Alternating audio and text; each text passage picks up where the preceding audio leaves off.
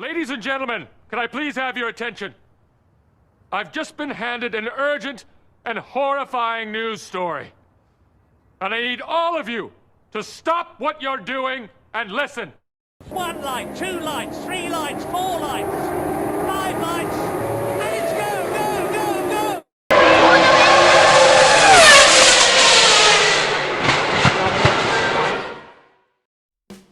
Hey everybody, and welcome along to this video.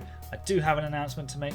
My name's Aaron, this is the 5 Red Lights, and before we get stuck into my little announcement, if you're new around here and you enjoy what you find, please consider subscribing to the channel because that would be awesome of you and it would be really helpful. If you enjoy the video, leave a like, and also be sure to follow me on Twitter at 5_red_lights, and check out my blog, which I will leave a link in the description for down below. So let's dive on in with my announcement. So this episode is all about my little announcement that I am creating a Driver of the Month award, for which there will be a video for every month, and it's completely controlled by you guys, the fans, and also me. I'm a fan, so we're all in this together. Now it got me thinking. I had a few thoughts a little while ago after a little conversation with Mike from F1 Fanatics. Go and sub to them if you haven't already.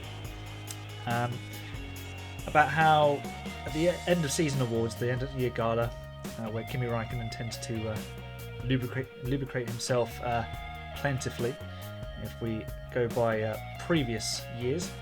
Obviously, they have their award ceremony and all the trophies are collected, but there's no fan award. But where do we come into this?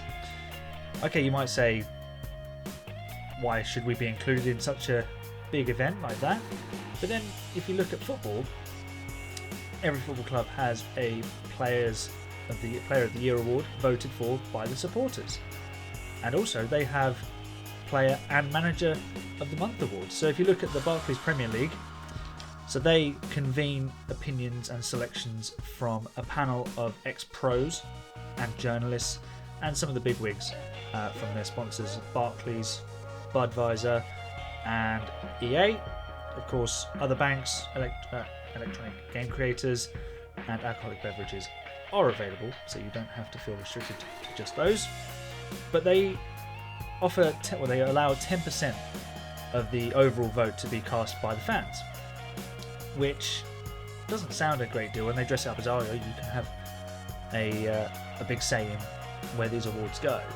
But if you look at the list of names versus 10% of votes, then it's not really too much sway, is it? I'd say.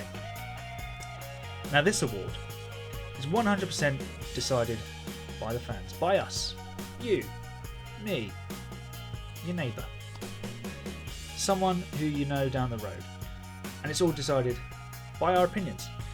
We have the Driver of the Day award, of course, but that can be swayed by someone having a bad qualifying session and turning it around in the race, or if you're Sergio Perez and we're racing in Bahrain, some bad luck is going to befall you on the opening laps or before the race, and you're going to have to fight your way through the field. So that can kind of sway the vote, and of course that could still happen with this.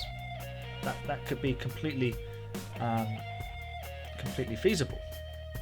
But here, hopefully, what we'll be able to do is amalgamate our thinking into slightly different from the Driver of the Day vote, and thinking about a broader scheme, a broader amount of races and qualifying sessions. So, if Hamilton is really struggling one weekend, and then he pulls off an amazing comeback drive, of course he's going to win Driver of the Day. But if we have 4 races in a month, or 3, that's pretty bonkers, thinking 4 races in a month, but the way they're going, it might just happen. But the more races there are in a month, then there's less chance of that happening again for Hamilton. Whereas we might see someone in the midfield consistently punching above their weight, race after race. Think of a Pierre Gasly qualifying the AlphaTauri higher than perhaps it should be. That car is fast, by the way, so expected to be somewhere close to the sharp end of the grid most of this season.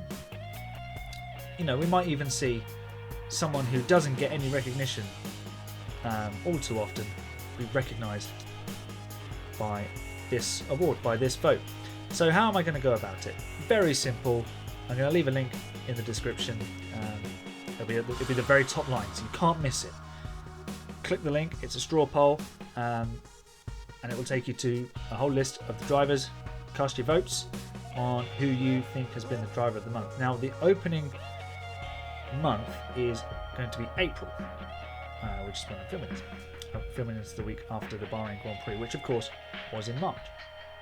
So ordinarily we'd have probably had 2 races in March, or 1 and then 1 at the start of April. So you can almost pair those up. So what I've done, because there's 1 race in March and there's 1 race in April, and Portimao is the first weekend of May.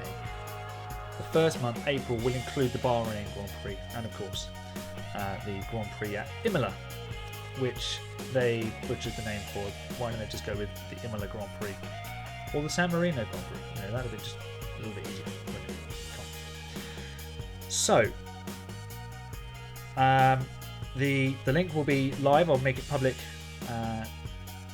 on the same day that this video goes out, so you can start casting your votes whenever you please.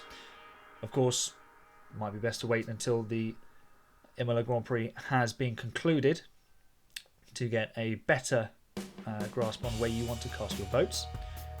Then a few days after that race, the voting will shut. I will put the results together, handily done by straw poll. It'll be very straightforward for me.